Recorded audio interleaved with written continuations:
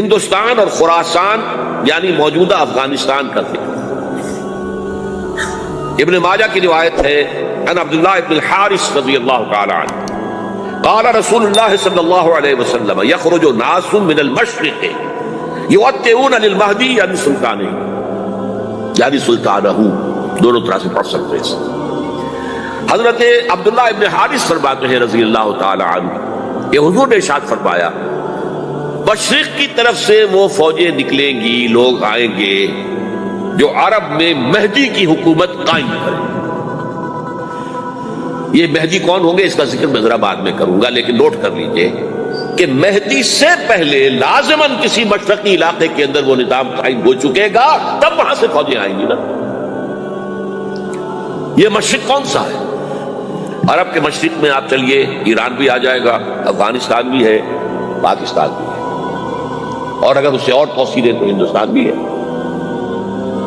یہ ہے عرب کا مشرق، اس سے فوجیں جائیں گی۔ اس کا کیا مطلب ہے کہ اس میں سے کسی جگہ پر نظام خلافت پہلے قائم ہو جائے گا تاکہ وہاں سے فوجیں جائیں گی جو جزیرہ نما عرب میں حضرت مہدی کی حکومت کو قائم کریں۔ اب دوسری حدیث سنیے، یہ سنن ابن ماجہ کی حدیث تھی جو میں نے آپ کو سنائی، آپ نے پڑھی۔ دوسری عن ابی ہریرہ رضی اللہ تعالی عنہ، یہ ترمذی شریف کی روایت ہے، قال قال رسول اللہ صلی اللہ علیہ وسلم یخرج من خراسان رایات سود لا يردها شیء حتی تنصب بإیلیا، خراسان کے علاقے سے سیاہ جھنڈے لے کر فوجیں آئے گی، ان کا رخ کوئی موڑ نہیں سکے گا، ان کو پیچھے پھیر نہیں سکیں گے کوئی بھی، یہاں تک کہ وہ یروشلم میں جا کر جھنڈے نصب کر دیں گے۔ ایلیا حضور کے زمانے میں یروشلم کو کہتے ہیں۔ یہ یروشلم تھا جب حضرت سلیمان کی حکومت تھی اور یہاں پر معبد سلیمانی، ہیکل سلیمانی قائم ہوا، پھر یہ یروشلم بھی رہا ہے تاریخ میں، یہاں تک کہ سن 70 عیسوی میں جب ٹائٹس رومی جنرل نے اس کو گرایا، ختم کیا، سیکنڈ ٹیمپل گرا دیا اور یہاں سے یہودیوں کو کہا نکل جاؤ، یہاں سے کوئی یہودی باقی نہیں رہا، بالکل تہو بالا برباد کر دیا۔ اس کے کوئی 150 سال بعد ہیڈریان، رومن ایمپرر ہیڈریان، اس نے پھر دوبارہ آباد کیا اس شہر۔ 150 سال تک یہ بالکل بنجر اور بالکل غیر آباد پڑا۔ اب ہیڈریان نے جب آباد کیا تو اس کا نام ایلیا رکھا، اب یروشلم نام نہیں۔ تو حضور کے زمانے میں پھر اس کا نام ایلیا، اور اب اس سے کیا معلوم ہو رہا ہے کہ یہ یروشلم مسلمانوں کے قبضے سے اس وقت نکلا ہوا ہوگا، ایک دفعہ پہلے نکلا تھا 1099 عیسوی میں مسلمانوں کے ہاتھ سے نکلا، کروسیڈرز عیسائیوں نے آ کر اس کو قبضے میں کیا، لاکھوں مسلمانوں کو مارا، قتل کیا۔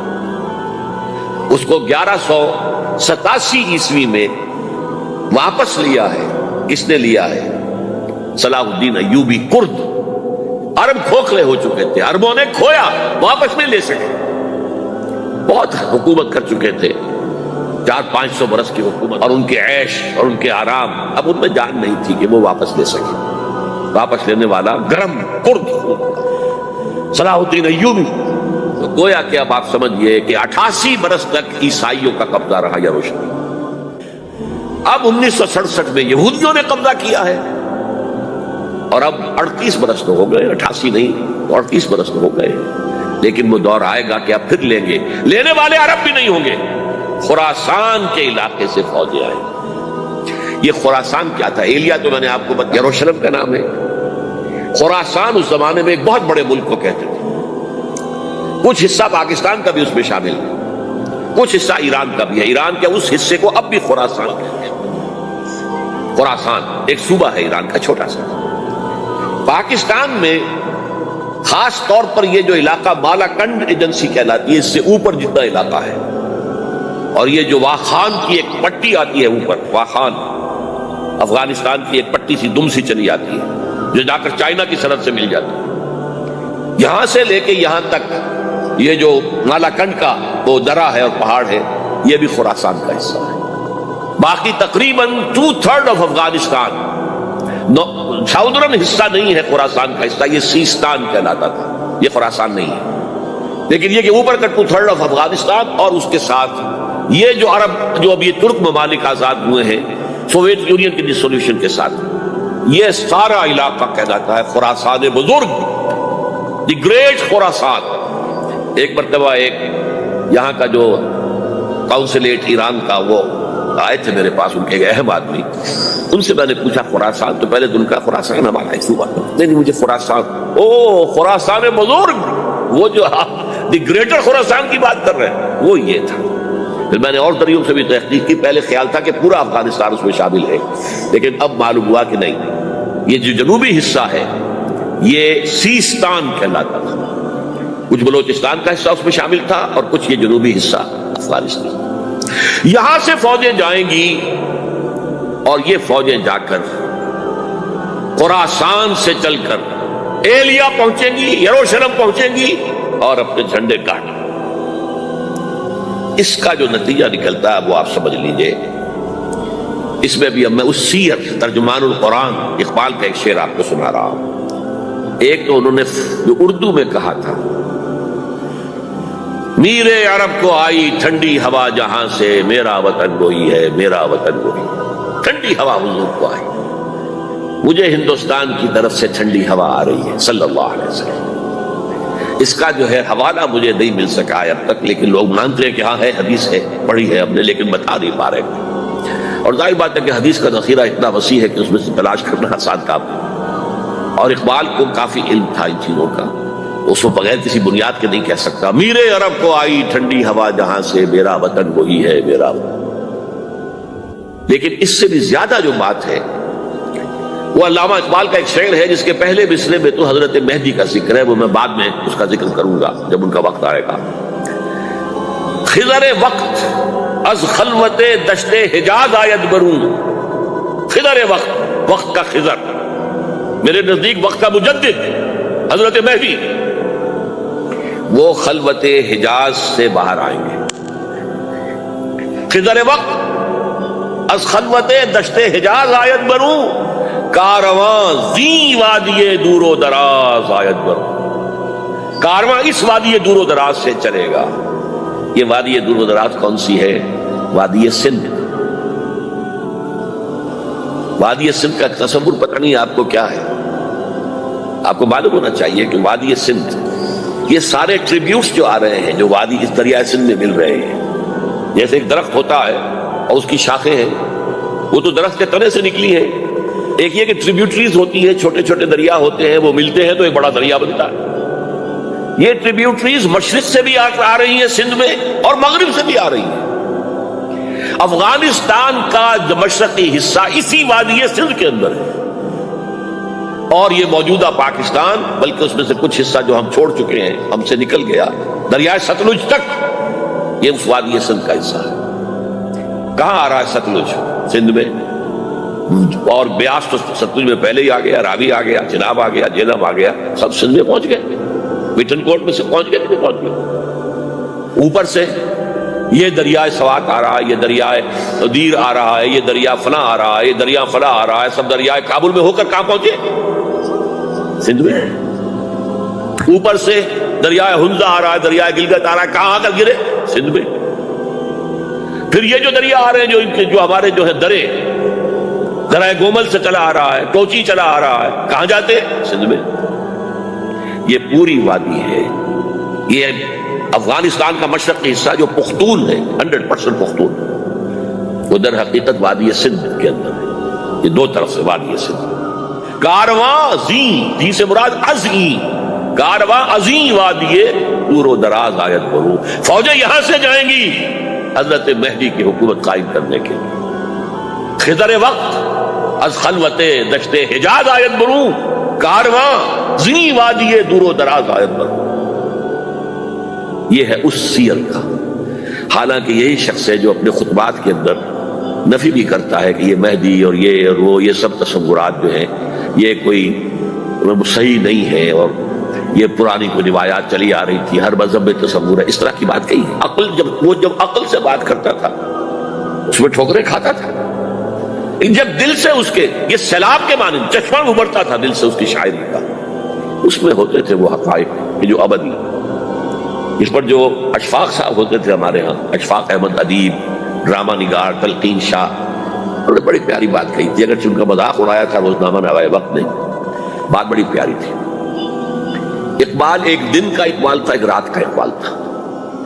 دن کا اقبال فلسفی تھا، وہ اپنی عقل سے غور و فکر کرتا تھا، اس کا حاصل تو ہے وہ لیکچرز، خطبات، ان میں بہت سی باتوں پر علماء کو شدید اعتراض ہے۔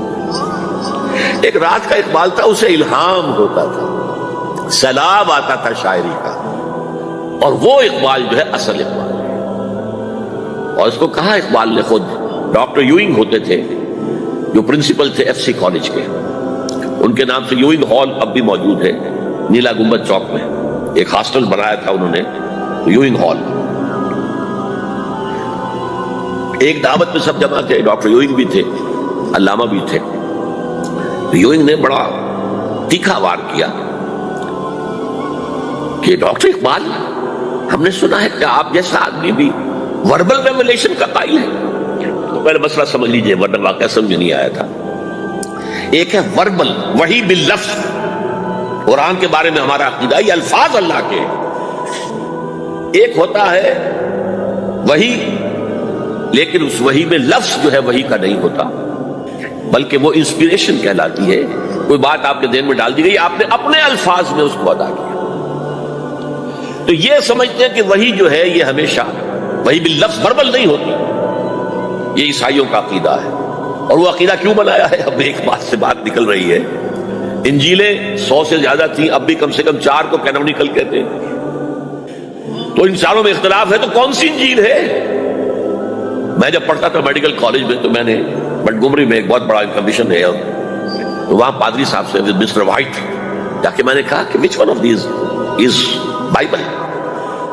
اب جواب آپ سنیے، ذہانت کا شاہکار ہے، none of them is Bible، Bible is in them، ان میں سے کوئی بائبل نہیں ہے، بائبل ان کے اندر ہے۔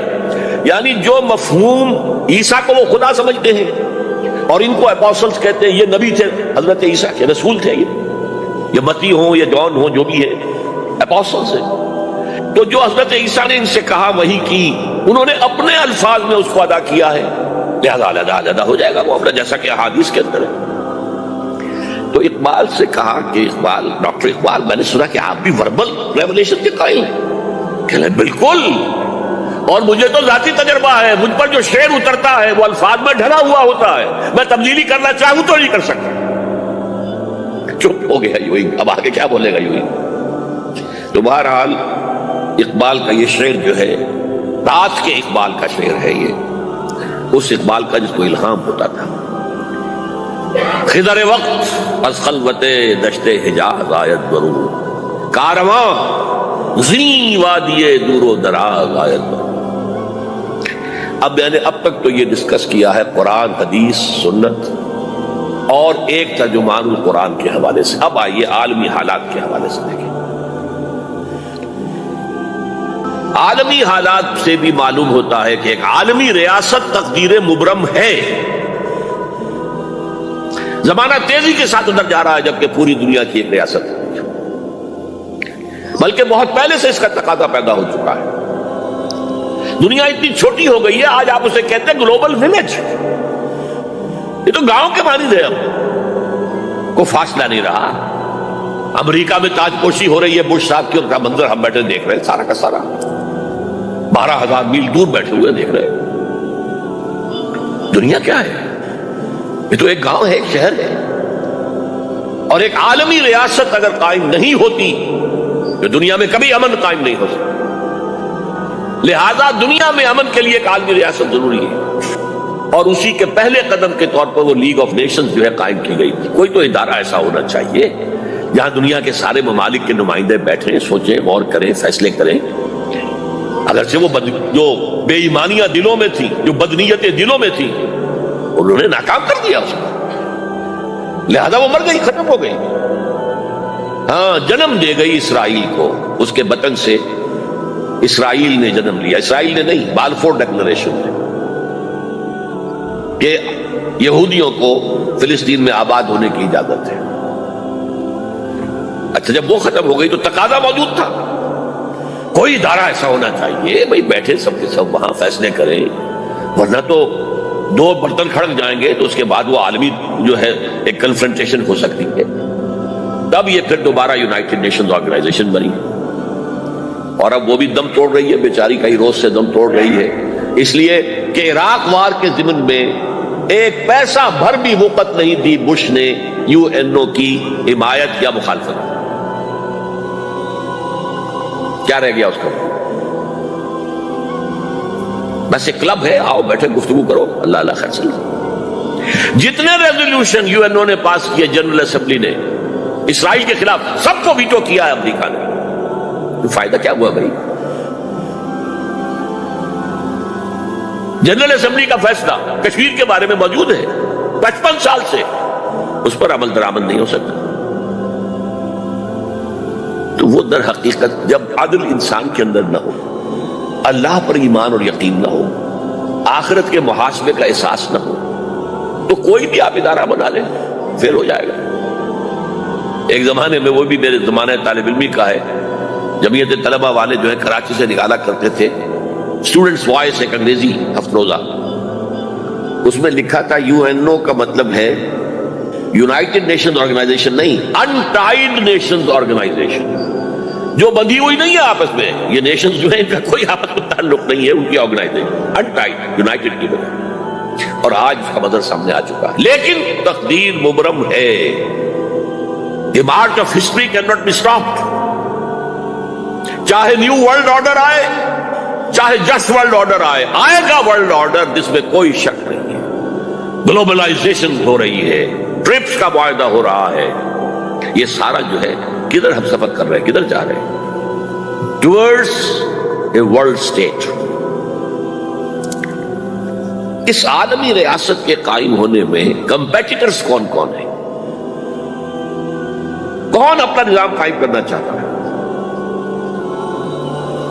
اس کے لیے اقبال کے دو شعر.